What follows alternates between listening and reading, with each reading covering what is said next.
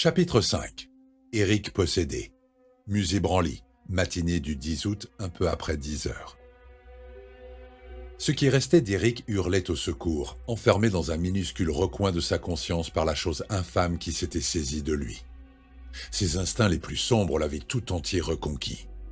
Un désir monstrueux le rongeait. Sa survie, celle de la Horde, et cela passait par Victoria, l'enlever à ceux qui la protégeaient.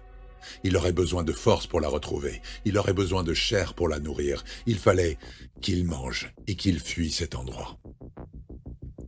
La pierre de primorium, cet objet curieux qu'il avait trouvé sur le sol, avait parfaitement rempli son office.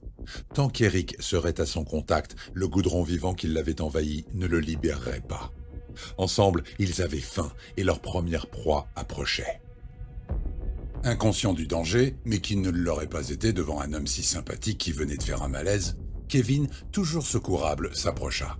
« Monsieur ? Monsieur, vous allez bien ? Vous vous êtes cogné la tête ? Ne bougez pas, reprenez vos esprits, je vais chercher un gars de la sécurité. » À 10h30, Kevin, 19 ans tout juste, cessa de vivre dans une explosion de sang, le sien.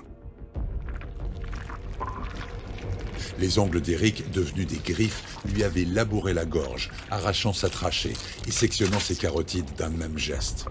Alors même que le corps presque décapité n'avait pas encore touché le sol, Eric fouillait les entrailles du jeune homme, déchirant ses muscles abdominaux pour lui dévorer le foie. Emporté par une frénésie démente, le visage horriblement transformé, défiguré par la chose monstrueuse qui le possédait, Eric se gavait de sang et de chair fraîche. La colonie amibiale lui commandait cela. Eric était sa marionnette, sa chose, son vecteur. Gavé, repu, la figure et le torse barbouillés de sang coagulé, Eric fracassa une des vitres des grandes baies, arracha les claustras et bondit dehors. Il retomba à quatre pattes dans le jardin tropical et se mit à humer l'air.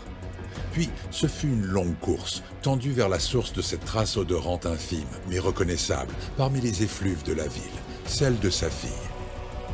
Un être normal aurait mis pas loin de 2 heures pour rejoindre les quais d'Ivry depuis Branly, mais Eric n'avait plus rien de normal. Ses muscles propulsaient sa carcasse de presque 80 kilos, comme ceux d'un guépard, fonçant derrière une antilope.